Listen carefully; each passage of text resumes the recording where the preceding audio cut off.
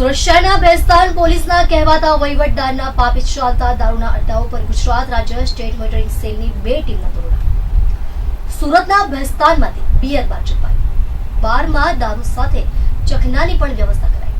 ભેસ્તાન વિસ્તારમાંથી state monitoring સેલે બાર ઝડપી પાડ્યું છે, જેમાં એસએમસીએ દરોડા પાડ્યા હતા અને બિયર બાર ઝડપાયું હતું। બાતમીના આધારે આ દરોડા પાડવામાં આવ્યા હોવાની વાત સામે આવી છે। ભેસ્તાનના જીયાઉ ગામમાં આ બાર ઝડપાયું હોવાની વાત સામે આવી છે। ભેસ્તાન પોલીસ સ્ટેશનના પીઆઈ અને ડી સ્ટાફની આ વાતની ખબર નથી કે પછી વહીવટદાર વહીવટ કરતા હતા।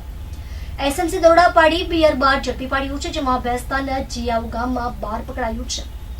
ભેસ્તાન પોલીસની હદમાં એક સાથે 2 રેડ એસએમસીએ કરી છે, જેમાં ચખનાના 67 પેકેટ, 190 સોડાની બોટલ જપ્ત કરવામાં આવી છે। એસએમસીએ 15 આરોપીની ધરપકડ કરી છે, જેમાં 3 આરોપીઓ ફરાર થઈ ગયા છે, તો ત્રિમૂર્તિ 3 રસ્તા પાસે રેડમાં 6 ઝડપાયા છે।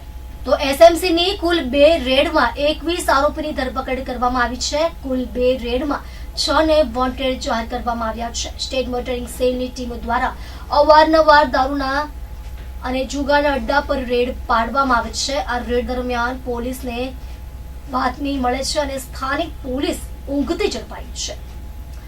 સુરતમાં દારૂના અડ્ડાઓ ધમધમે છે એ સ્ટેટ મોનિટરિંગ સેલને ગાંધીનગરથી ખબર પડે છે, પરંતુ સુરતના સ્થાનિક પોલીસ સ્ટેશનના સ્ટાફને ખબર પડતી નથી।